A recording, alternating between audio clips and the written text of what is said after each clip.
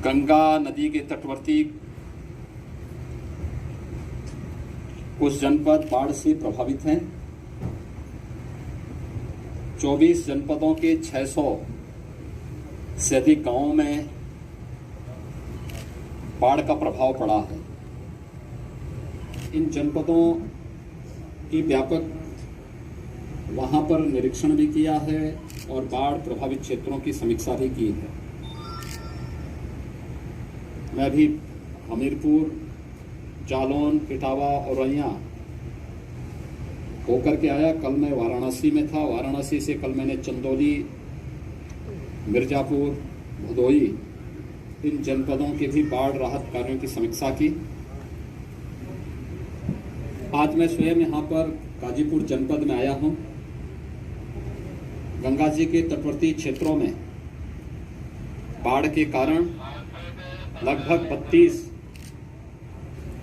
राजस्व गांव प्रभावित हुए हैं। लगभग 1.5 लाख की आबादी कम और ज्यादा इससे प्रभावित हुई है। मैंने अभी बाढ़ पीड़ितों को दी जाने वाली राहत सामग्री का भी निरीक्षण किया और साथ ही साथ जनप्रतिनिधियों के मार्गदर्शन में, उनके नेतृत्व में जिला प्रशासन के द्वारा राहत कार्यों को किए जाने की समीक्षा भी की है। युद्ध स्तर पर कार्य चल रहे हैं या फिर एसडीआरएफ, एनडीआरएफ या पीएसी की फ्लड यूनिट को लगाने की कार्रवाई पूरी की जा चुकी है। युद्ध स्तर पर राहत कार्य चल रहे हैं। कुछ परिवारों को जहां पर जिनके घरों में पानी घुस चुका है उन्हें सुरक्षित राहत शिविरों में लाकर के उनके लिए उस प्रकार की राहत सामग्री के साथ साथ फूड पैकेट के वितरण की कार्रवाई भी संपन्न हो रही है। जिला प्रशासन को स्पष्ट निर्देश दिए गए हैं कि हर एक प्रभावित गांव के लिए एक नोडल अधिकारी की तैनाती जो पहले से है उसको और पुख्ता किए जाने की आवश्यकता है।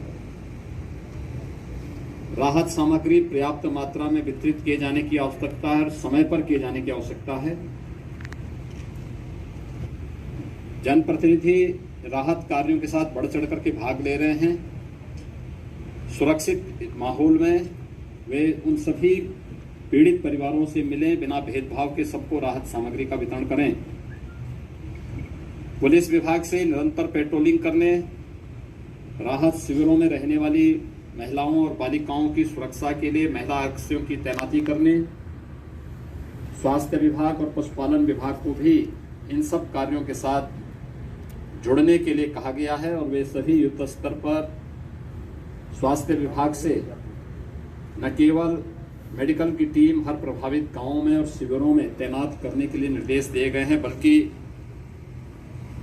एंटी रेबीज के इंजेक्शन और एंटी स्नेक वेनम यानी सांप बिच्छू के काटने की शिकायतें इस सीजन में ज्यादा होती हैं, इसको भी हर जगह इसकी उपलब्धता सुनिश्चित कराने के लिए कहा गया है।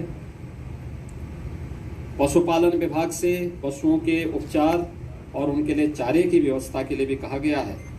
ये सभी कार्य युद्ध स्तर पर चल रहे हैं।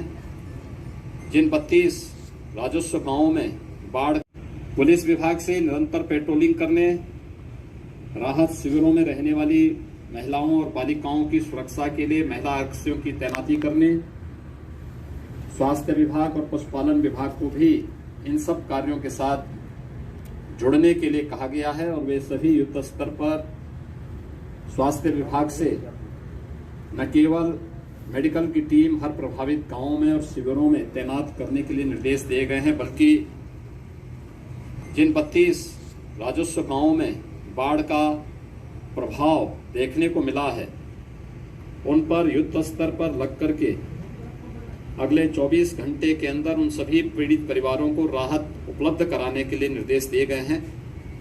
कार्य संतोषजनक ढंग से राहत कार्य चल रहे हैं और मैं विश्वास के साथ कह सकता हूं कि कोरोना महामारी के दौरान जनप्रतिनिधियों ने, प्रशासन ने हेल्थ वर्कर्स और कोरोना वॉरियर्स के साथ मिलकर के जो प्रदर्शन किया है, इस बाढ़ जैसी आपदा का भी सामना इसी तत्परता के साथ सभी लोग मिलकर के करेंगे।